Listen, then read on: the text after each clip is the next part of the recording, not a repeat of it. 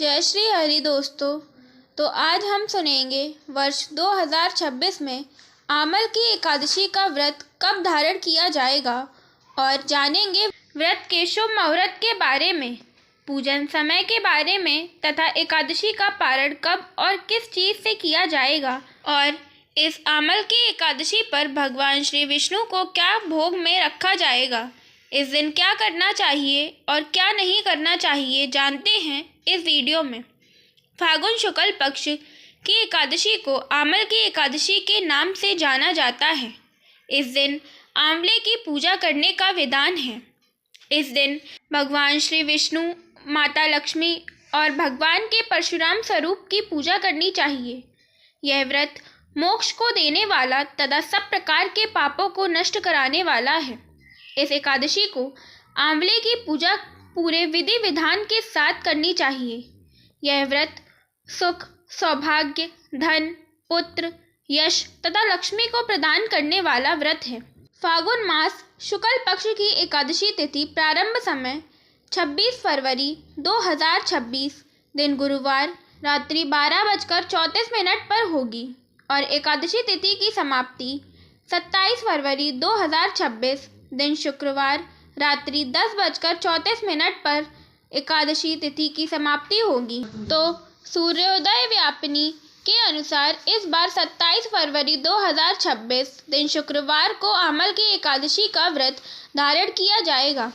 व्रत का पारण द्वादशी तिथि में तथा हरिवासर की समाप्ति होने के बाद करना चाहिए। द्वादशी तिथि प्रारंभ समय 27 फरवरी 2026 दिन शुक्रवार रात्रि 10:35 पर होगी और द्वादशी तिथि की समाप्ति 28 फरवरी 2026 दिन शनिवार रात्रि 8:44 पर द्वादशी तिथि की समाप्ति होगी और हरिवासर की समाप्ति 28 फरवरी की सुबह 4:07 तक हो जाएगी।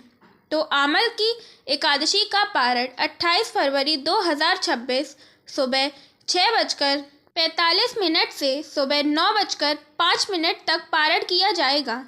सभी भक्तजनों को इसी समय पर पारण करना चाहिए। आमल की एकादशी का पारण गाय के दूध के दही से व्रत का पारण किया जाएगा। अगर यह संभव ना हो पाए तो जल या तुलसी दल या आंवले के साथ व्रत का पारण कर सकते हैं। 27 फरवरी को ब्रह्म मुहूर्त का समय सुबह 4:56 से सुबह 5:44 तक होगा। सूर्योदय का समय सुबह 6:29 पर होगा तथा सूर्यास्त का समय 5:55 पर होगा।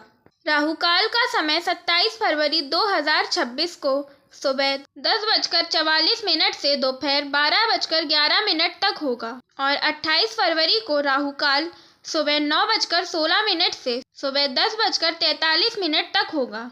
राहुकाल समय के दौरान कोई भी शुभ कार्य या नया कार्य नहीं करना चाहिए। इस बात का ध्यान रखें, एकादशी के दिन पूरे विधि विधान के साथ भगवान विष्णु, माता लक्ष्मी और भगवान विष्णु के स्वरूप परशुराम की पूजा करनी चाहिए।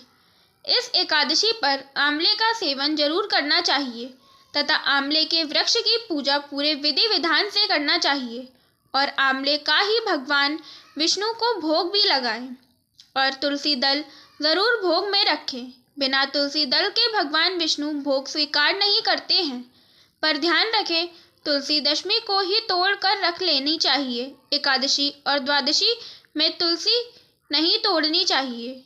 तो कैसी लगी आपको यह जानकारी?